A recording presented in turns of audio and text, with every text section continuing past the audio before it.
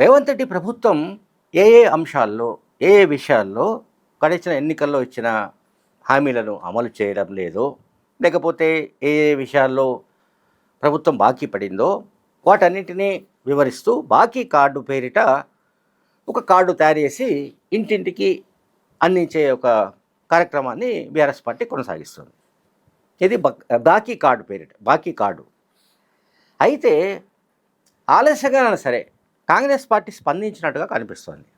రేవంత్ రెడ్డి ప్రభుత్వం స్పందించినట్టుగా కనిపిస్తోంది. బహుశా ముఖ్యమంత్రి రేవంత్ రెడ్డి ఆదేశాలతోనే ఈ రకమైన ఒక కార్డు తయారైనట్టుగా కనిపిస్తోంది. ఈ కార్డు ఏంటంటే బీఆర్ఎస్ మోసాల కార్డు. దీని పేరు బీఆర్ఎస్ పార్టీ ప్రాపగండా చేస్తున్న కార్డు పేరు బాకీ కార్డు. కాంగ్రెస్ పార్టీ ప్రచారానికి ప్రయోగిస్తున్న కార్డు పేరు బీఆర్ఎస్ మోసాల కార్డు.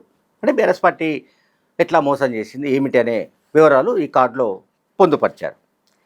దీనికి సంబంధించి ఒకటి ఫస్ట్ వాళ్ళు తీసుకున్నది డబుల్ బెడ్రూమ్స్ సంబంధించి. డబుల్ బెడ్రూమ్స్ బీఆర్ఎస్ హయాంలో బీఆర్ఎస్ ప్రభుత్వం చెప్పినట్టుగా కానీ లేదా ముఖ్యమంత్రి కేటీఆర్ వగైరా ఆ పార్టీకి సంబంధించిన నాయకులు వాళ్ళ ప్రభుత్వ హయాంలో ఇచ్చిన హామీ ఏంటంటే 5,70,000 మందికి పేద ప్రజలకు డబుల్ బెడ్రూమ్ ఇల్లు ఇస్తామని చెప్పారు వాళ్ళు, ఇది బీఆర్ఎస్ నాయకులు.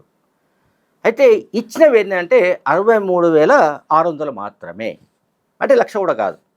టోటల్గా 5,70,000 మంది పేద ప్రజలకు ఇళ్ళు ఇస్తాము డబుల్ బెడ్రూమ్స్ అని చెప్పిన తర్వాత ఇచ్చినవి మాత్రం 63,600 మాత్రమే.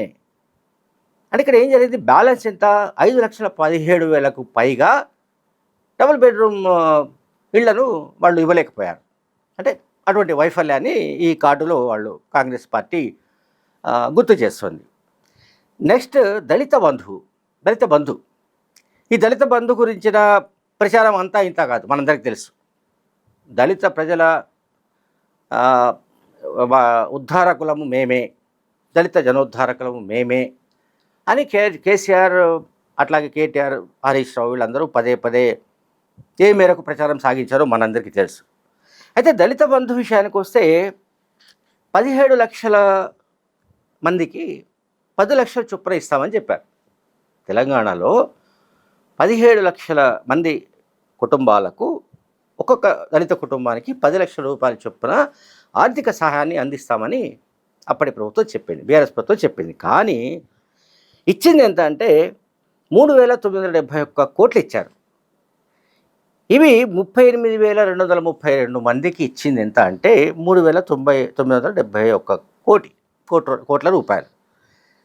సో రిమైనింగ్ 16,61,400 మంది దళిత కుటుంబాలకు ఇదేది రాలేదు, దళిత బంధు లేదు. ఇక నిరుద్యోగ భృతి గురించి మాట్లాడుకుంటే ఎంత తక్కువ మాట్లాడుకుంటే అంత మంచిది. ఎందుకంటే నిరుద్యోగ భృతిని ఇస్తామని ప్రకటించి హామీలు గుప్పించి ఇక రకరకాలుగా నిరుద్యోగ యువతను ఆకర్షించడానికి వాళ్ళు చాలా ప్రయత్నాలు చేశారు. కానీ నిరుద్యోగులకు ఎంత ఇస్తామన్నారు, 3,016 రూపాయలు ఇస్తామన్నారు. 3,016 రూపాయలు ఒక్కొక్క నిరుద్యోగికి ఇస్తామని ఇచ్చిన హామీ, అది ఒక్కరికి కూడా ఇవ్వకపోగా జీరో. ఇది నిరుద్యోగ భృతి జీరో, ఎవరికి ఇవ్వలేదు. ఇవ్వాలనుకుంది ఎంత, 21,82,250 మందిని ఐడెంటిఫై చేశారు అప్పుడు బీఆర్ఎస్ హయాంలో. 21,82,250 అన్ఎంప్లాయీస్కి 658 crores 658 కోట్ల రూపాయలు ఇవ్వాలని అనుకున్నారు. ఆ మేరకు అంచనాలు వేశారు. తీరా చూస్తే జీరో, నిరుద్యోగ భృతి లేదు, ఇవ్వలేదు ఎవరికి. సరే, దళితులకు సంబంధించి విషయానికి వస్తే తెలంగాణ రాష్ట్రం ఏర్పడగానే తొలి ముఖ్యమంత్రి దళితుడు అని చెప్పి ఆ మాటను మార్చిన విషయం మనందరికీ తెలుసు. దళిత ముఖ్యమంత్రి లేదు, ఇంకేం లేదు, అంతా జీరో. పక్కన వెళ్దాం. నెక్స్ట్ దళితులకు 3 ఎకరాల భూమి, ఇది కూడా అంతే, జీరో. ఆ తర్వాత అసెంబ్లీలో చాలా సందర్భాల్లో అప్పటి ముఖ్యమంత్రి కేసీఆర్ మాట్లాడుతూ భూముల ధరలు పెరిగిపోయాయనో, భూములు ఇవ్వలేని పరిస్థితి ఉందనో చెప్తూ వచ్చాడు.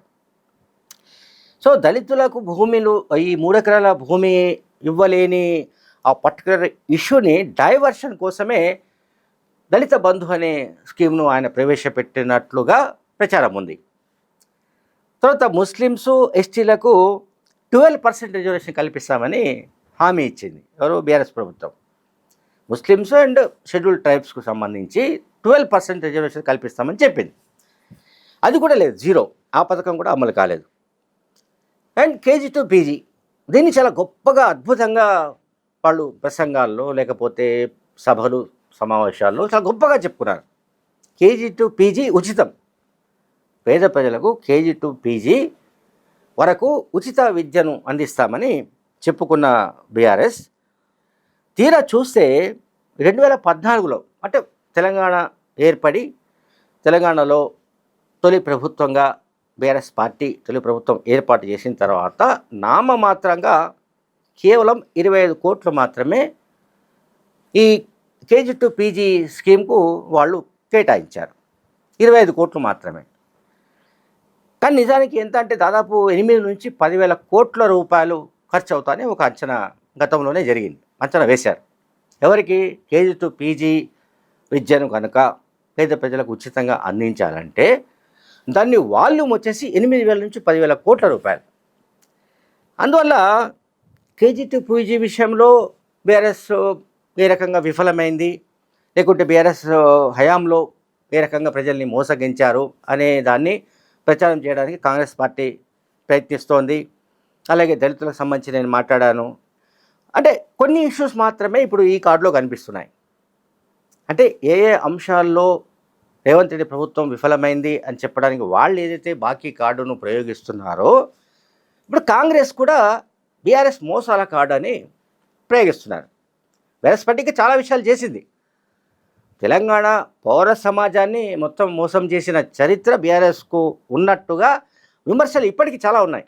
గడిచిన 22 నెలలుగా జరుగుతున్న ప్రచారం, బీఆర్ఎస్ హయాంలో జరిగిన అక్రమాలు, నేరాలు, ఘోరాలు వీటన్నిటిపైన కూడా పెద్ద ఎత్తున ప్రజల్లో ఒక చర్చ ఉంది, సమాజంలో ఒక చర్చ ఉంది. అయితే పర్టికులర్గా కొన్ని విషయాలు అంటే పబ్లిక్కి ప్రజలకు తొందరగా కనెక్ట్ అయ్యే అంశాలు ఏముంటాయి అనేది బహుశా ముఖ్యమంత్రి రేవంత్ రెడ్డి ఆలోచించి ఉంటారు. అందువల్లనే డబుల్ బెడ్రూమ్స్ కావచ్చు, లేకుంటే దళిత బంధు, అంటే వాళ్ళు ఏదైతే ప్రెస్టీజియస్గా చెప్పుకున్నారో ఎవరు? బీఆర్ఎస్ నేతలు. సో ఆ ప్రెస్టీజియస్గా చెప్పుకున్న వాటిలో కూడా మొత్తంగా అన్ని వైఫల్యాలే. అంటే ఏ పథకాన్ని కూడా వాళ్ళు సమగ్రంగా అమలు చేసిన దాఖలా లేవు. దళిత బంధు తీసుకోండి, లేకపోతే నిరుద్యోగులకు భృతి అనండి, లేకుంటే దళితులకు భూమి అనండి, డబుల్ బెడ్రూమ్స్ అనండి, వగైరా ఏ విషయాలు తీసుకున్నా కూడా పేద ప్రజలను పూర్తిగా వంచి వాళ్ళను కేవలం ఓటు బ్యాంకులుగా మాత్రమే బీఆర్ఎస్ హయాంలో పరిగణించారని చెబుతూ ఈ బీఆర్ఎస్ మోసాల కార్డు ప్రచారం కాంగ్రెస్ పార్టీ ప్రారంభించింది. సో ఇప్పుడు తెలంగాణలో ఒకవైపు బాకీ కార్డు, మరోవైపు బీఆర్ఎస్ మోసాల కార్డు, ఈ రెండింటి మధ్య పోటీ జరుగుతున్నట్టుగా మనకు కనిపిస్తోంది. ఎప్పుడైతే అంటే బీఆర్ఎస్ పార్టీ కూడా అటువంటి కార్డు తయారు చేసే సమయంలో అసలు తమ హయాంలో తాము ఏ హామీలను విస్మరించాము, తాము ఏ హామీలను అమలు చేయలేకపోయాము, ఏ పథకాలను ఏ కారణంగా తాము అమలు చేయలేకపోయామని నిజాయితీగా కూడా వాళ్ళు కనుక అందులో మెన్షన్ చేస్తే ప్రజల్లో కన్విన్సింగ్ ఉండేది. అట్లా కాకుండా కొన్ని అంశాలు ఏవైతే రేవంత్ రెడ్డి ప్రభుత్వం అమలు చేయడం లేదంటూ వాళ్ళు ప్రచారం చేస్తున్నారో బహుశా అది పెద్దగా వర్కౌట్ అయ్యే పరిస్థితి లేనట్లుగా కనిపిస్తోంది. Thank you very much.